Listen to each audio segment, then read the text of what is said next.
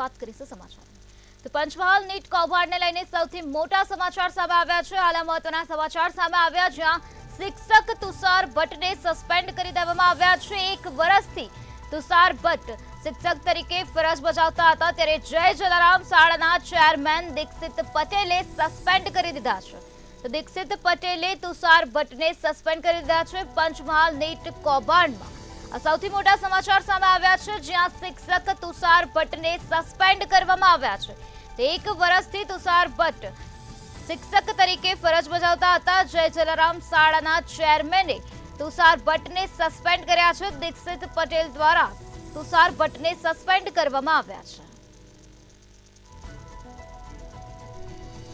શિક્ષક તુષાર ભટ્ટને સસ્પેન્ડ કરવામાં આવ્યા છે અને વધુ કાર્યવાહી હાથ ધરવામાં આવી છે। 1 વર્ષથી તુષાર ભટ્ટ શિક્ષક તરીકે ફરજ બજાવતા હતા। જય જલારામ શાળાના ચેરમેન દીક્ષિત પટેલે તુષાર ભટ્ટને સસ્પેન્ડ કર્યા છે।